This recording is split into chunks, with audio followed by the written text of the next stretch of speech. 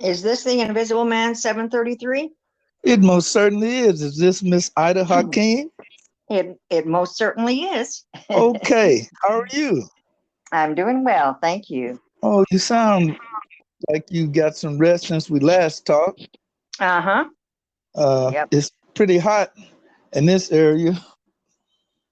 Oh, it's hot here too, but Atlanta is always hot. Yes, ma'am. Yeah.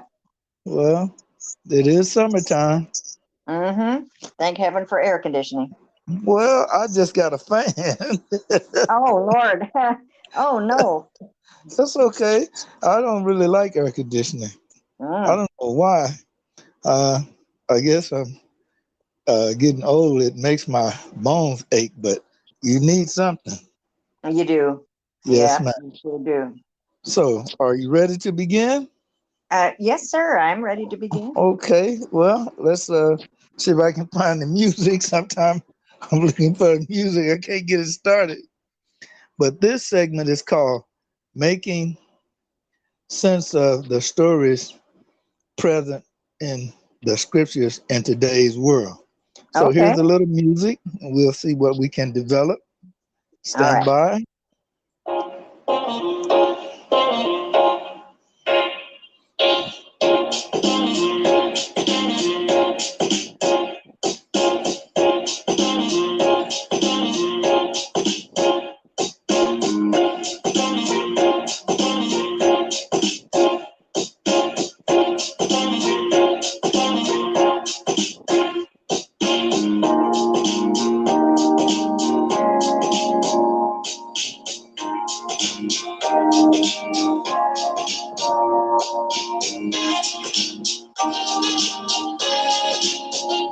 I never get to hear the saxophone play all the way out, but I like the music. Okay. Yeah, So, it's good. yes, ma'am. So you said you were doing okay. Yes, sir. I'm doing fine.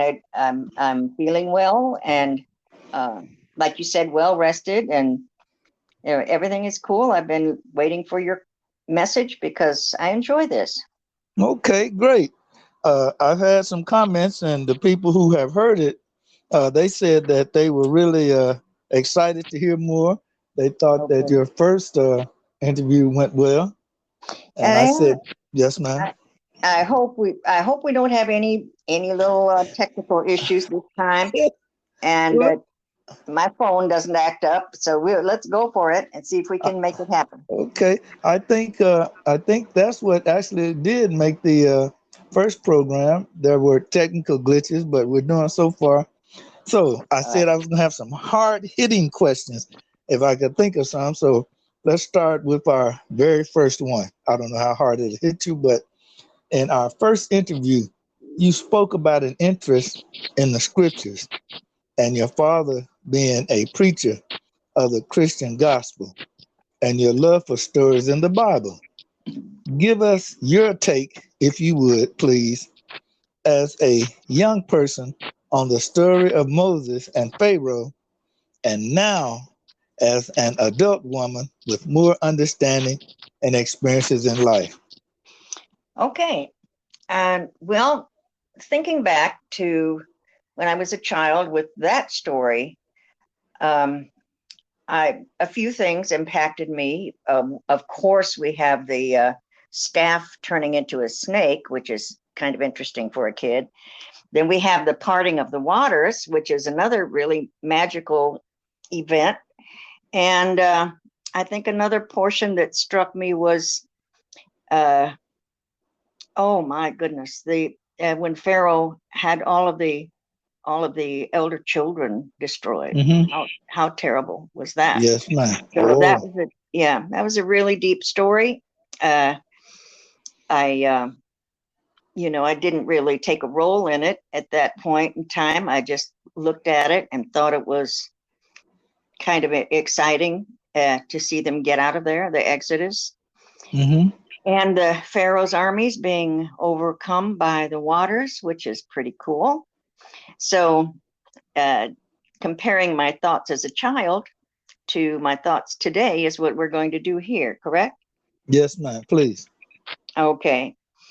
Well, when we look at it now, so many things have come across, information come across the field.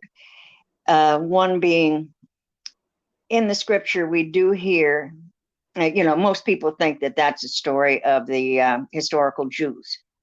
And most people think that they were forced to build the pyramids for Pharaoh. And we know archaeologically that's incorrect. It was Egyptian labor that built the pyramids because the archaeology proves it. And we also have no historical record of Jews being enslaved in Egypt. And so there are a lot of questions about that. There's also archaeologists who have said if that many people conducted an exodus from Egypt, there would be some archaeology to demonstrate that big movement of people. And there isn't. And so, we could say, okay, did it happen in the past, or is it something that we can actually look at as occurring in our present time? Because now this thought would never have occurred to me without me having encountered the teachings of the Honorable Elijah Muhammad. I would still be back there with my folks believing that the Jewish people in Israel were the ones in the story. But we see here in the United States, which is, we can call the modern day Egypt, I guess. Yes, and ma'am. many people call it the modern day Babylon, but it is a place where a people have been enslaved, and they've been enslaved for a certain number of years, 1555 to what was the ending date, 1865. Yes, ma'am. And in addition to that, the enslavement has continued up until today. I am convinced that mental slavery is certainly going on today with regard to what this culture does to Black people, descendants, Afro-descendants. Mm-hmm. So, now, can I stop you? Sure, yes, please. Yes, you just dropped quite a bit of information there. Yeah. Before you go on, I don't want somebody to miss it. If I may, Okay. go back just a little. All right, please. The adult you thinks different than the younger you. Oh, yes.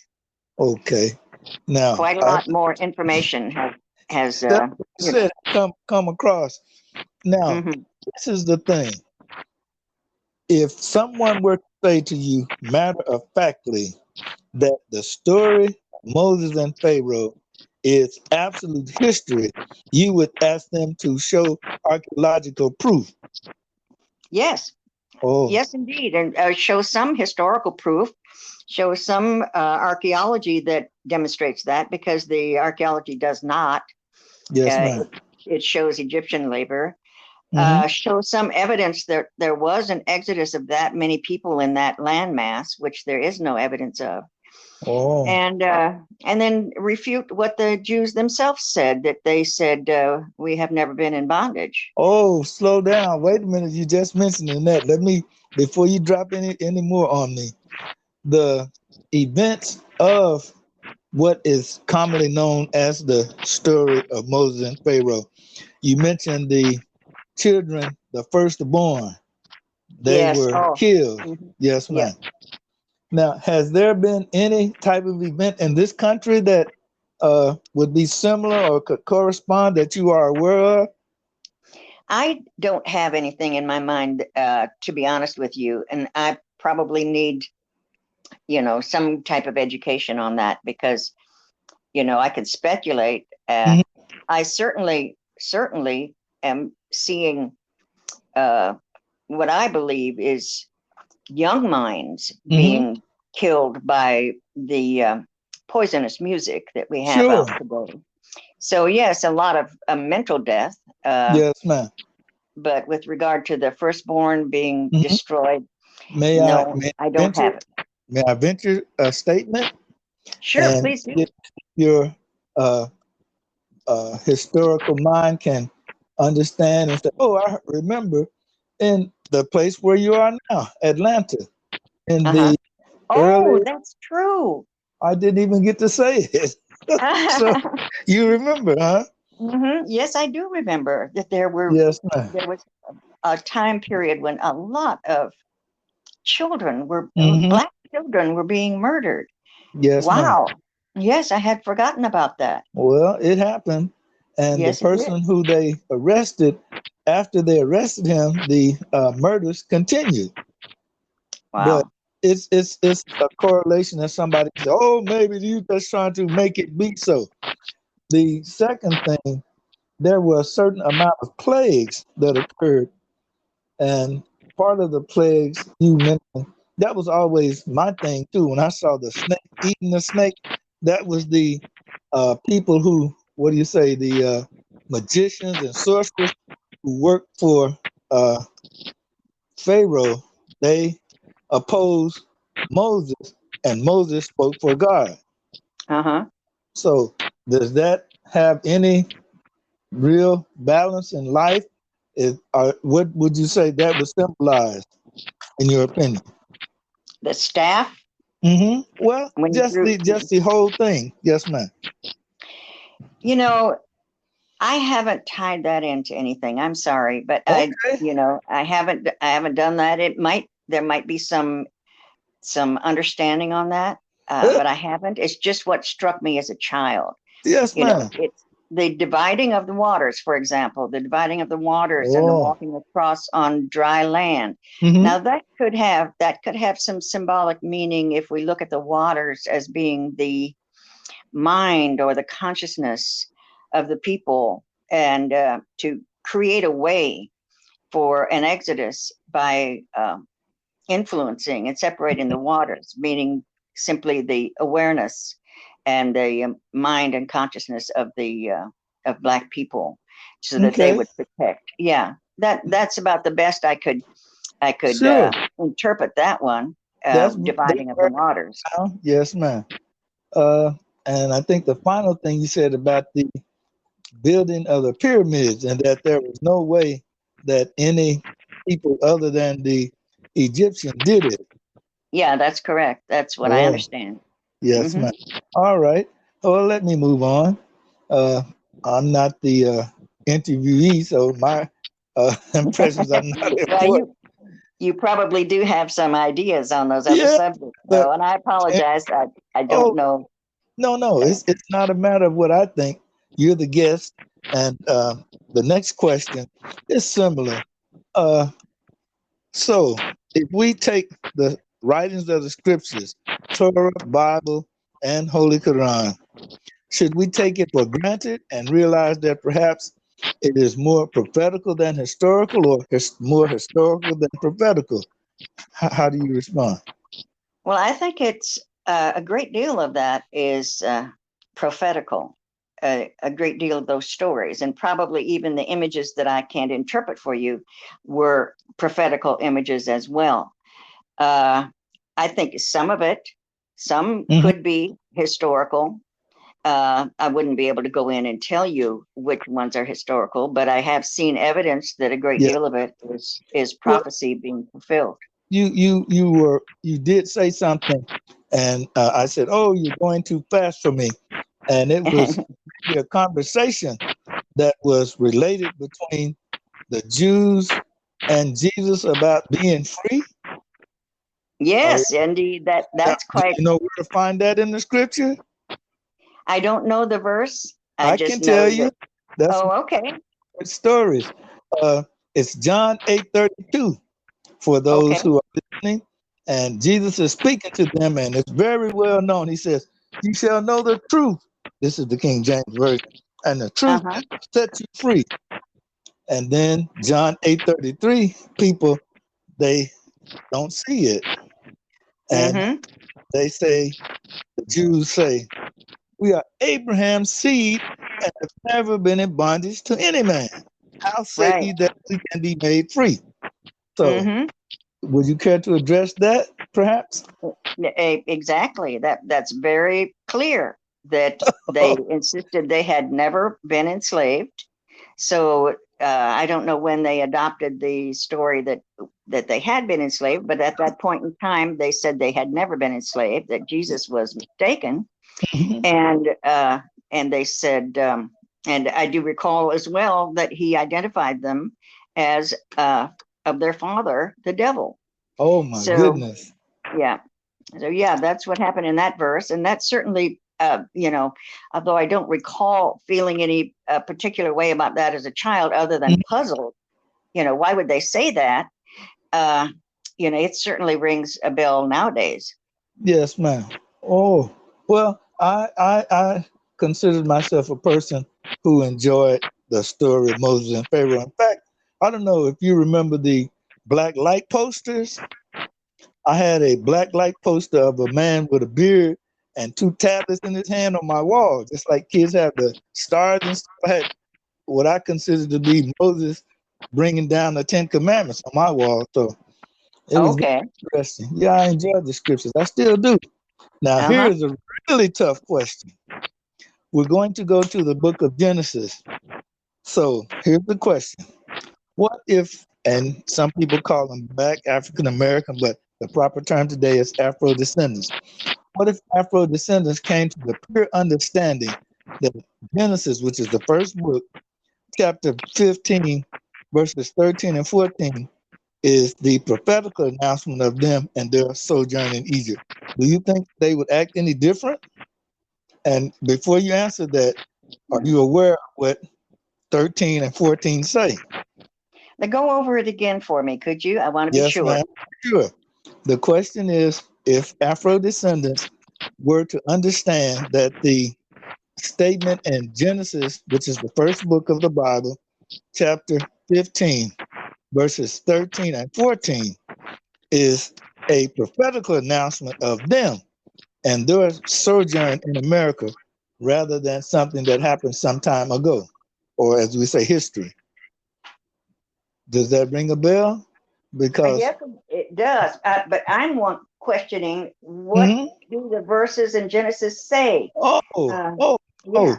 know for a surety that thy seed will be strangers in the land where they shall be afflicted. And after 400 years, Mm. I will judge that nation. Uh-huh. And Yes, ma'am. would the Afro-descendants act any differently if they understood that that was in reference to them? Is that your Yes, ma'am. question? Yes, ma'am. I would think so. It certainly would affect my my thought, my attitude, and it would probably inspire a really strong support of the reparations movement Oh, as a means and a way to exit from the United States. mm, mm. Well, as I continue, we're still talking about the story of Moses and Pharaoh. Uh-huh. Slavery is an essential part of the story of Moses and Pharaoh, with the children of Israel gaining their freedom through separation from Egypt.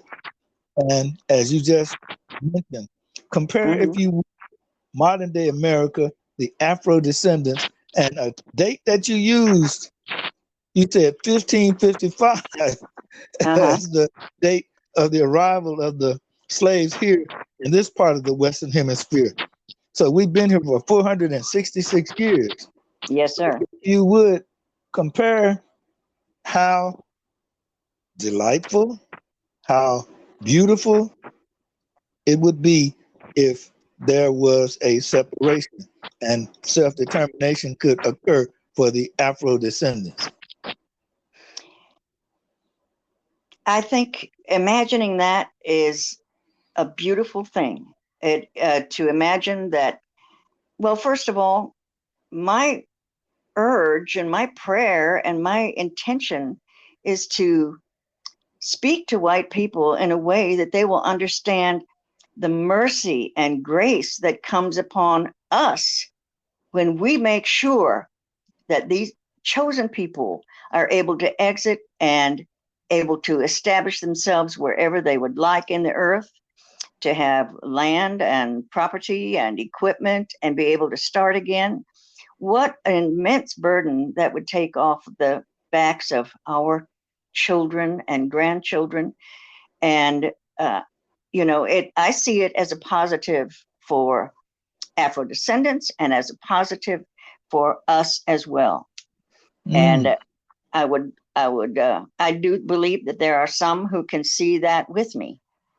Others would react with, They claims would of be innocence. aghast.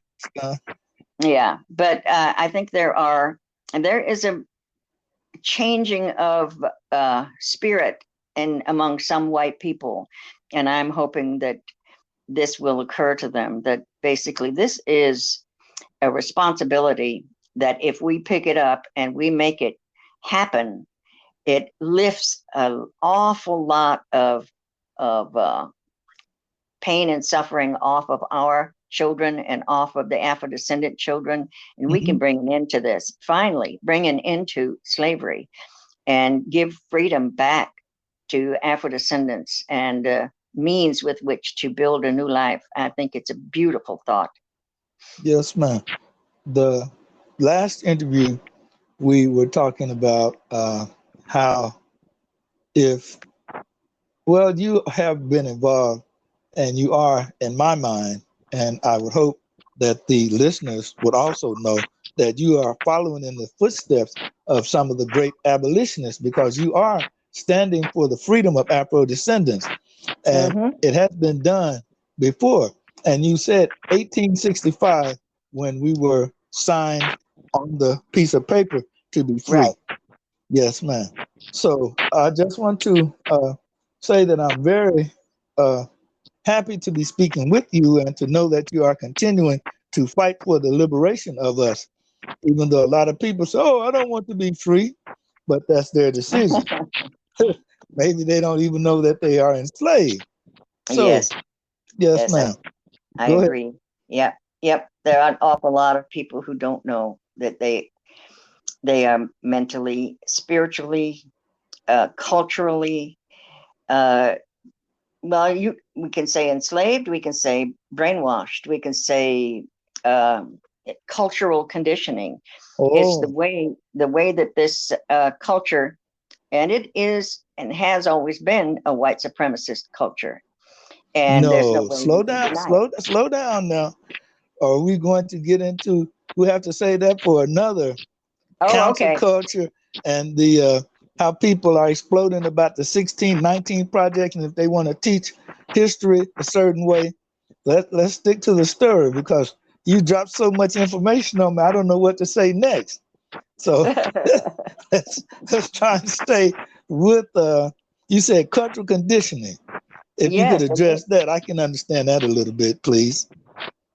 Well, the culture, it involves all of it. The judicial system, the schools, all of the ways that people's minds are influenced, and certainly the media.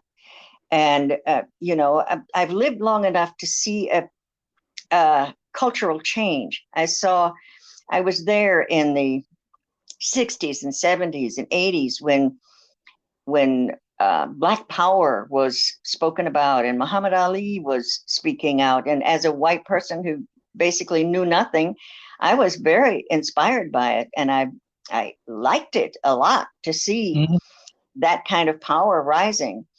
The music was extraordinary, very liberating, and very strongly impacted people's minds. And then we saw this culture, this government and its powers take that down through COINTELPRO, through assassinations, through propaganda, through a lot of different means, through civil rights and integration. And at this point in time, it's almost, to my mind, as if it has reached a devastatingly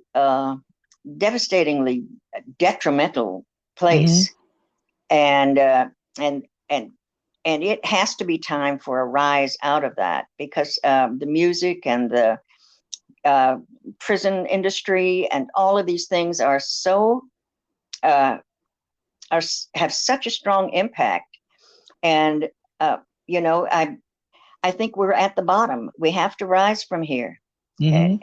And I do think it's happening as well. I see Yes, evidence ma'am. of it. Now, when you say we, you mean the people who are righteous and lovers of freedom for humanity? That's who I mean. Okay. Yes, because there are good people everywhere who are Mhm. sick and tired of seeing people hurt for no reason by the corporations, the government, and just people who have money and they can afford to just do people any kind of way. Exactly. Yes, Hmm. ma'am. So, Anything for a dollar, anything for a profit. well, I want to say this about a dollar. In 1974, I read a book where it said that the dollar was worth 25 cents. And it's quite a ways from 1974. So I wonder how much value is money today. Yeah, Get yeah. a I had thought about that too. When we talked about reparations and what reparations would look like, and whenever I hear people talking about sums of money, I think, oh, that's dangerous because money can lose its value very, very, very quickly. Mm-hmm. But land and equipment and so forth, uh, you know, seems a pretty nice option. There have to be other options besides the dollar because the Yes, dollar ma'am. can decrease in value to the just like my dollar is right now when I go to the grocery store. Don't even mention it. The news Yeah. reports have been talking about how things are going up and so forth. Hmm. Now, we Yeah. have a little bit more or less, about 4 minutes. So Okay. I don't want to rush you. We're doing 30 minutes. A side story to the life of Moses is that he grew up in the household of the ruler. And it was, as we know the story, his actions that brought about the movement of the people from bondage in Egypt. Translate this action, if you can, to real life, because we're trying to draw a correlation and the contribution of the Most Honorable Elijah Muhammad's work, peace be upon him, in the liberation and nation building phase of his time spent in the leadership over the lost found nation Islam, if you could. Well, Quite a that's bit. that's quite a bit. You know, to identify the Honorable Elijah Muhammad as Moses is definitely correct. Because he did take the message to the government of what he wanted for Afrodescendants. And as far as growing up in the house, uh, I'm not sure, other than just simply having grown up in the United States, which is the house. Yes, ma'am. But yeah, that there was the fulfillment of the prophecy of Moses by all means that the Honorable Elijah Muhammad did. And then to be followed by the prophet like Moses, which would be the Honorable Silas Muhammad, who did go to Pharaoh's court in the UN and Uh-oh. did present the Wait, reparations argument. Ms. Hakim, we are Yes, sir. down to the last minute or so. And if you start I got you there, didn't I? on the next installment, you're now going to the Okay, next installment. If you could, we'll discuss I will. the meaning and significance of you beginning to help the Honorable Silas Muhammad navigate his way into the workings of the UN. And It was my privilege. yes, ma'am. And the idea, concept of how, quote unquote, Pharaoh's daughter played such a pivotal role in the life, and as you just said, it would be the life of the prophet like Moses. Hmm. So you got 30 seconds. Give us a tease on the next part. We're going to talk about Pharaoh's daughter and what you actually did at the UN to help Mr. Muhammad. But I really love and enjoy talking about the efforts at the United Nations because it was an incredible time, and there was support by the UN from the moment Mr. Muhammad spoke his first speech before them. The experts came in support of him. So it was exciting. It was a beautiful time, and I think a great deal was achieved there. And I look forward to talking about that. Okay. Well, we have about 13 seconds, so the music will take us out. It's always a All right. pleasure to speak with you, Ms. Hakim, And and with try to you. stay out of the heat and quit Okay. bring the heat with you to the next conversation. Oh, all right. Okay. Salam Thank alaikum. you. Walaikum salam. Where's the music? Here we come. Here's the music.